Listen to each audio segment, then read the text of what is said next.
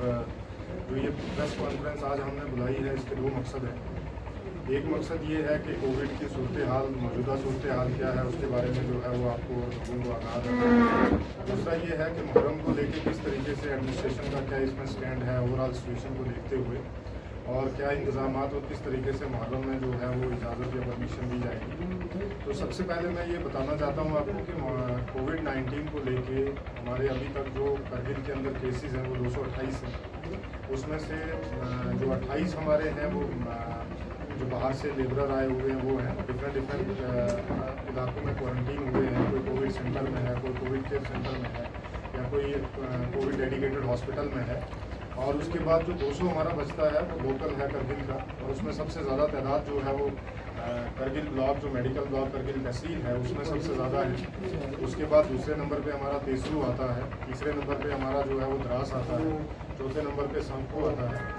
तो इस तरीके से हमारे नंबर ऑफ़ केसेस जो एक्टिव केसेस हैं आज की डेट में वो 200 हैं। और इसी के हिसाब से हमने जो यहाँ पे कोविड केसेस को देखते हुए, कोविड के हालात को देखते हुए, मद्देनज़र रखते हुए अभी तक हमारे जो हैं वो 8 एरियाज़ जो है वो कंटेनमेंट जोन के अंदर हैं, जिसमें किसी किस्म की कोई भी इनवर्ड या आउटवर्ड मूवमेंट जो है वो बिल्कुल नहीं होगी। ना अंदर जा सकता है कोई, ना बाहर जा सकता है। और जितने भी लोग हैं जो जहाँ पे हैं, मेरी अपील आपके ज़रिए यही है कि वो अपने अपने जिस जगह पे हैं वहीं पे रहें, किसी एरिया से वहाँ से माइग्रेट करने की कोशिश ना करें, ताकि जिस एरिया में जो है हमने कंटेनमेंट या रेड जोन उसको डिक्लेयर किया है, उस एरिया की हम पूरी स्क्रीनिंग करें पूरी तरीके से। और साथ ही साथ में हम जो है वहाँ पे पूरे सर्विलेंस जो है हर घर की करें, ताकि ऐसे जितने भी केसेस हैं उनको जो है वो हम ट्रीट कर सकें, और आने वाले टाइम में जो कोविड का उस रेड जोन से ज़्यादा जो बाहर फैलाव उसका हो सकता है उसको रोकने में हम मदद मिले। दूसरे इसके साथ साथ मौजूदा जो सूरत हाल अभी ये है कि हमारी अभी तक जो है वो 8 डेथ जो है कोविड से वो कंफर्म हो चुकी हैं, और बाकी कुछ जो आने वाले टाइम में इंशाल्लाह उम्मीद है कि ऐसी जो डेथ्स हैं वो नहीं होंगी, क्योंकि सिचुएशन को हम कंट्रोल करेंगे इंशाल्लाह आपके माध्यम से भी, लोगों की हेल्प से भी, लोगों के कोऑपरेशन से भी। तो मेरी आपके ज़रिए यही अपील है लोगों से कि इस समय किसी किस्म की कोई भी जो है वो हड़बड़ी ना करें, किसी किस्म गैर ज़रूरी तरीके से ना बाहर जाएं, ना किसी के ताज़ियत पे जाएं, ना किसी की शादी में जाएं। तो बिल्कुल ऐसी चीज़ों पे जो है वो पाबंदी लगा दी है हम, इंशाल्लाह आने वाले टाइम में ऐसी चीज़ें नहीं होने देंगे। दूसरी चीज़ ये है कि इस कोविड को लेते हुए, जैसे आजकल आपको भी पता है कि शादी ब्याह का दौर भी चल रहा है और बहुत सारे फंक्शंस भी होते हैं, तो इसमें हमने सिर्फ रिस्ट्रिक्शन रखी है कि शादी ब्याह में सिर्फ लड़की की तरफ से 2 आदमी होंगे और लड़के की तरफ से जो है 2 आदमी होंगे, या ज़्यादा से ज़्यादा लड़की और लड़के की जो क्लोज फैमिली है, मतलब उसके पेरेंट्स और भाई बहन, उससे ज़्यादा उस फैमिली में कोई भी इन्वॉल्व नहीं होगा। और वो भी जो टाइम होगा, जो फंक्शन होगा, वो हार्डली जो है 2 या 3 घंटे का होगा, उससे ज़्यादा जो है वो नहीं होगा। अगर इसमें किसी किस्म की कोई भी हमें वायलेशन मिली तो उसके खिलाफ जो है वो सख्त से सख्त कार्रवाई की जाए। मैं यहाँ पे एक चीज़ और क्लियर करना चाहता हूँ कि बहुत सारे SOPs हैं, कि जैसे MHA के SOPs हैं, ministry of health and family welfare के SOPs हैं, ड्यूटी एडमिनिस्ट्रेशन के SOPs हैं। तो ये सारे SOPs ग्राउंड के ऊपर तभी इम्प्लीमेंट होते हैं जब वहाँ की लोकल सिचुएशन को, वहाँ के लोकल हालात को जो है वो मद्देनज़र रख के जो है इन SOPs का पालन किया जाता है। अगर हालात इजाज़त नहीं देते हैं तो फिर इन SOPs के में जो है वो लोकल एडमिनिस्ट्रेशन जो है इनको यहाँ की लोकल सिचुएशन के हिसाब से, नीड के हिसाब से जो है उन SOPs को जो है वो इम्प्लीमेंट करेगी। दूसरी बात मैं बताना चाहता हूँ कि आने वाले टाइम में जो है हमने सैम्पलिंग जो है वो हम बहुत मास लेवल पे कर रहे हैं। आज तक भी हमने सैम्पलिंग जो है लगभग जो पॉपुलेशन और सैम्पलिंग का रेशो है वो अभी तक जो है कंट्री में सबसे हाईएस्ट जो है वो करगिल का ही है। और साथ ही साथ हमारे जो डेवलपमेंट के काम भी चल रहे हैं, तो इनमें किसी किस्म की कोई भी कोताही या SOPs का कोई भी वायलेशन होगा, उसके खिलाफ जो है किसी किस्म की कोई भी रियायत नहीं बरती जाएगी। बहुत सारे वायलेशन होते हैं, उनके खिलाफ कार्रवाई भी हो रही है। तो इसके साथ साथ अब दूसरा मसला जो आता है हमारे यहाँ पे कि मुहर्रम है, तो मुहर्रम को मनाने में किसी किस्म की कोई भी हमारी तरफ से पाबंदी नहीं है, लेकिन उसमें 3-4 चीज़ें जो हैं उनको फॉलो करना बहुत ज़रूरी है।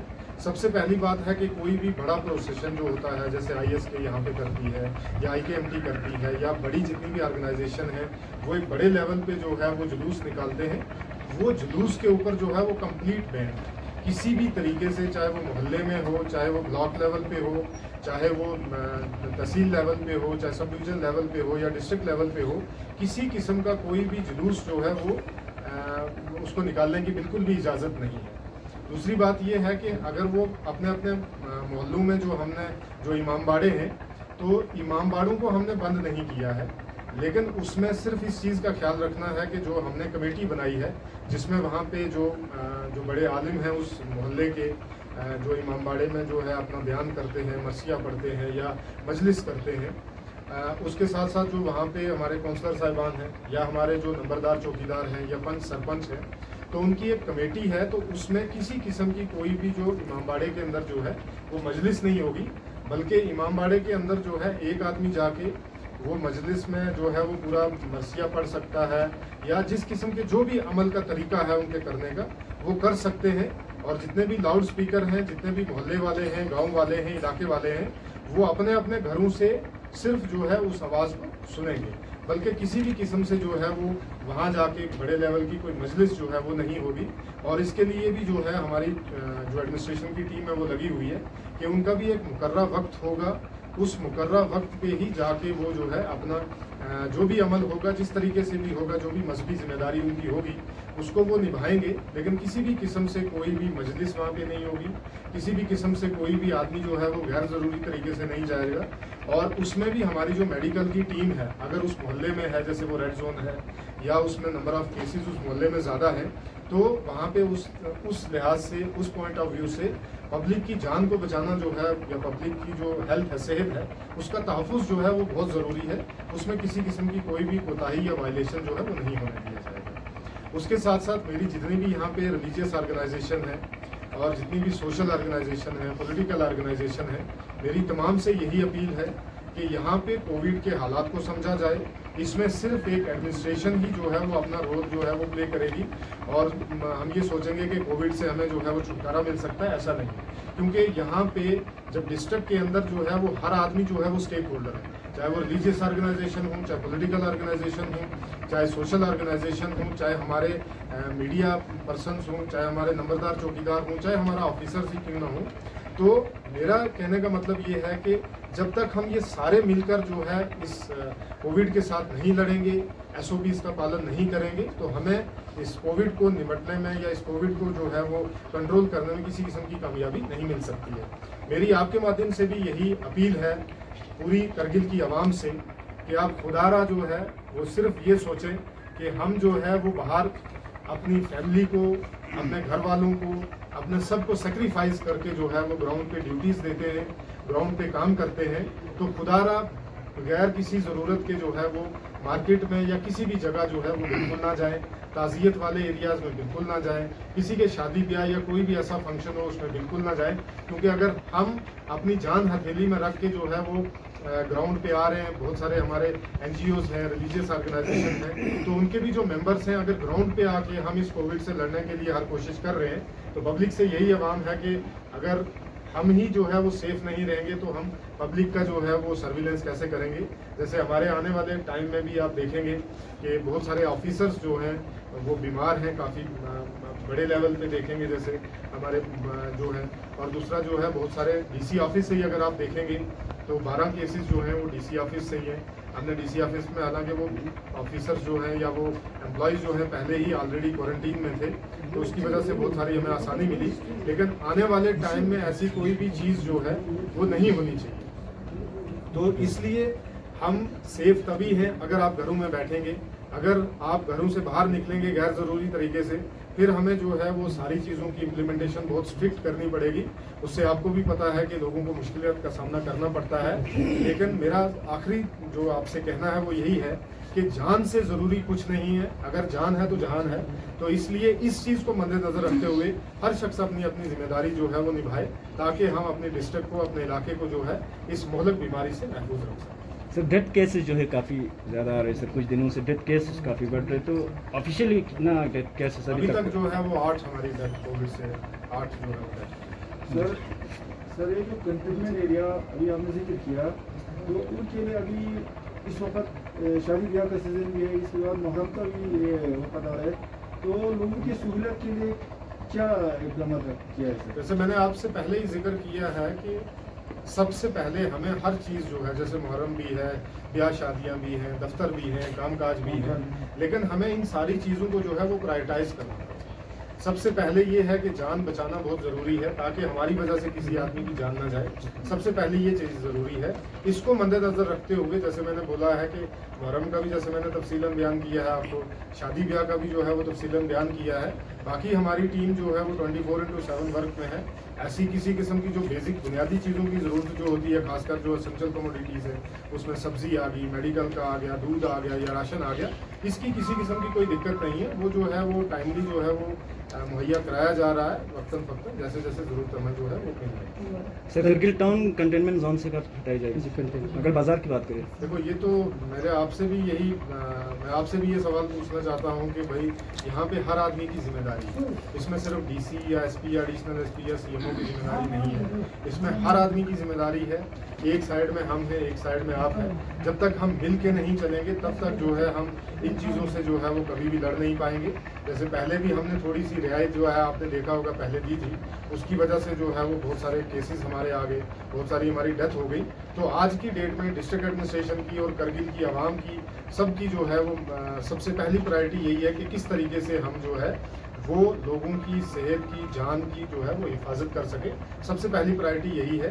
इनको मद्देनजर रखते हुए जैसे जैसे हालात जो है वो बनेंगे, रिव्यू किया जाएगा, उसके बाद जो है कंटेनमेंट से हटाया जाएगा। सर जी, आपको नहीं लगता है ज़्यादा ही टाइट नहीं किया? क्योंकि पहले आपने जो एसओपी निकाला था, आपका एचएमए का एसओपी भी है, घर को ही कंटेनमेंट करना या उसी मोहल्ले को, अभी ज़्यादा आपकी नज़र में ज़्यादा नहीं किया है?